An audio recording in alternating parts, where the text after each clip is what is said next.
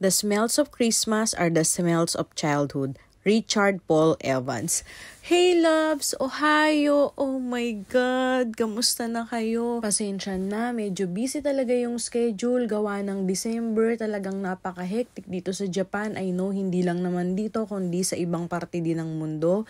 Isa pa, nagkasakit po tayo. Almost 3 weeks po tayong nakahiga, kaya ngayon lang tayo nakapag-edit. As you can see, we are preparing for something na napuntahan na natin noon, pero this time ibang lugar. Opo, pupunta po tayo sa Christmas illumination dito sa Japan. As you can see, loves, ayan, akala nyo naman talaga marunong mag-makeup ang atin nyo. Loves, alam nyo, yung sunblock na to, summer, winter, lahat na ng season, ginagamit ko siya talaga kasing napakaganda niya at isa pa, hindi siya mabigat sa muka. And yet, sobrang pigmented niya. And yan, alam nyo naman ako, sa Pilipinas pa lang, talagang Revlon lover na ako. Reminiscing about the good old days na kapag nagsasale yan, isa po ako sa pumipila, yung matte lipstick nila talaga namang deads na deads ako. Then, ayan, yung blush on loves dito yun sa Japan, pati yung eyeshadow na ginamit ko. Hindi ako marunong totally mag-makeup, pero I can say na kahit papaano mape-freshen up naman yung mukha ko kapag may pinahid ako. Then, ayan, yung lip balm na dito rin sa Japan na bibili. Actually, highly recommended siya, especially kapag ka winter, kapag ka taglamig. Talagang nagka-crack-crack kasi yung mga lips dito. Then, ayan, yung nakita nyo, loves, kanina, Maybelline yun. Oh my God. Loves, trivia lang. Alam nyo, kaya kong mawala yung foundation, pero yung loose powder talagang siya yung pinaka-favorite ko. And ayan na nga po yung OOTD natin. Kailangan po nating mag-heat tech dahil bukod sa galing tayo sa sakit, napakalamig na nga po dito. At hindi na nga po kinaya pati ng ulo ko, kinailangan po nating mag-bonnet, pero dahil Disney Princess ang bag natin, for the bit-bit ang person. At last, nandito na tayo, love, sa Roppongi. Opo, ang unang pupuntahan po natin, actually, same place lang naman po siya, ay isa lang po siya ng istasyon. At last, nandito na po tayo. Ayan lang talaga yung nakakabalib dito sa Japan. Talagang kung marunong ka magbasa, hindi ka maliligaw. Ay, may pag-ipang ate mo, girl. Thank you, baby. At last, nandito na nga po tayo sa loob ng Tokyo Midtown Mall. Ayan yung labas niya, loves. Grabe. Alam nyo, ito yung isa sa kalaban naming mga OFW. Talagang ang lakas maka-homesick kapag Christmas, kapag New Year. Yung birthday, hindi gaano. Pero yung dalawang occasion na yan, talaga namang maluluha ka, lalo't mag-isa ka. Buti na lang may mga kapwa Filipinos kami dito,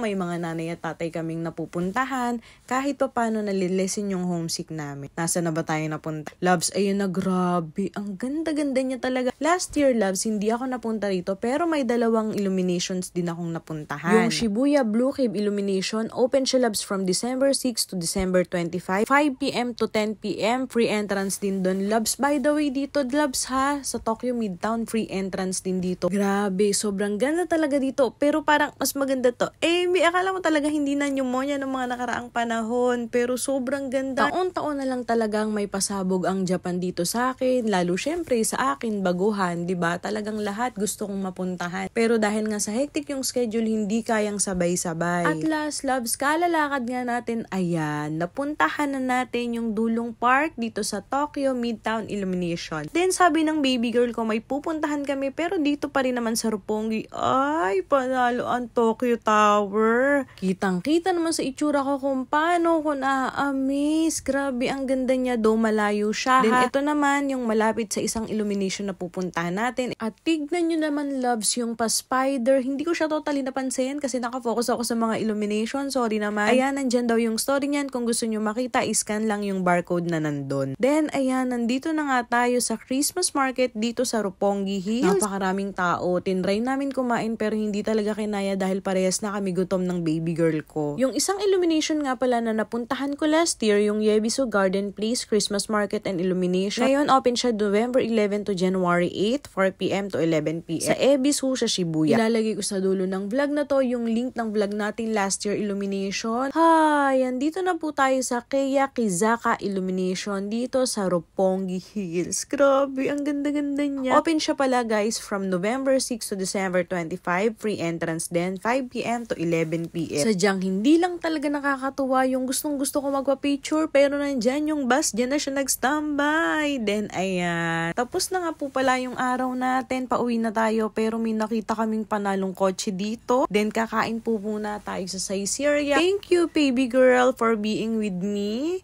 sa pagsama sa akin sa gala bago ako mag-back to work. Merry Christmas, loves. Keep safe. God bless. Love you. Bye-bye!